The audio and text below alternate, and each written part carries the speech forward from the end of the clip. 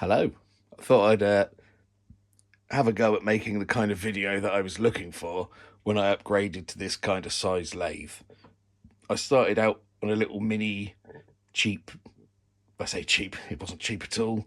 It was 800 quid lathe. Outgrew it, got a really old Myford. But that, because it was Imperial, I couldn't do screw cutting. I didn't know what the gears were. You can't get parts for it. It was annoying. So I bought this, and this I got off eBay and was cheaper than the Viva mini lathe. And it's taken some getting used to and working out how to do the screw cutting. So I thought I would just show people, just in case it's the exact one I've got. I think I know it's a Boxford, but I'm pretty sure it's a BUD model. Who knows? But I'll just go over some things that I wish someone had told me. So first thing, with this lever in this position, you can run the lathe and you can do it manually with this one. However, if you screw this knob in, it will engage with the, until I'm not classically trained, whatever that is called, the lead screw. Lead screw? Who knows? But that's what that does in that position. We go the next one down and run the lathe and engage that.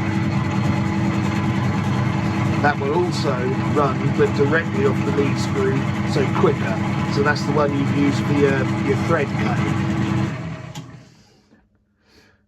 Now, on this last setting, let me just give it a wiggle. Hang on. In this last setting, it will do your auto cross feed. So if you run the lathe and then screw this in, which it already is, you'll notice that this is turning. However, it's turning so it comes outwards. So what you need to do is reverse the lead screw with this lever. Then when you run it, engage that. Notice it spins inwards, which is what you want to face off. The next thing I learnt, this lathe has a cutout when you undo this. Now this lever sets it from high gear to low gear. But when you undo this, I don't know if you heard that, that's it cutting out. So you put it back in and you go, oh, it's not running, it's not running. It's because you need to do the other one up till it clicks and then it will run. If you turn it back on. That was the other thing that fooled me. The other bit I found incredibly confusing was these gears. But I found a brilliant website from a guy, can't remember his name, I'll put a link in the comments, who's got a piece of software where you can input all your gear ratios, what pitch you want, and it will tell you exactly where these go. But the three that you need to adjust and worry about are this one, and this one. So at the minute, I have the, what have I got, 45 tooth gear there. I've got the 80 tooth gear there, which pretty much what I've learned, you never need to move that one. Well, you don't need to change it. You need to move it, but not change it. And then I've got the 50 tooth gear there, and then this is the 20 tooth gear. So the main ones you'll be swapping are the 20 tooth onto the stud. Is it stud? Yeah, it's stud gear. And then these two will be on here to swap around for your thread cutting. Now I've used his website, and if you've got all these gears already on your gearbox, you can now write down these standard British metric threads. So with the stud gear at 50, which is that one, the running gear at 80, which is that one, and the lead screw gear at 45, which is that one.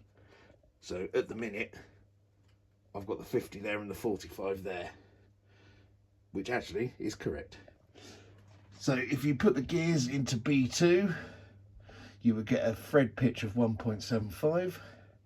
If you put them into C8, you'd get 2 mil, and C4, you get 3 mil. Now when I say that, I mean on this.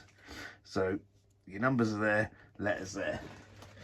Now if you swap the gears around again, stud gear 20, 80 and 45. So stud gear at 20 is you take this gear and put it on there. Then 80 is your big one, which stays there. And then you have 45 on the lead screw, which is there. So you'd have that one there, the 50 on the outside, and that one, not even pointing the camera at you, there.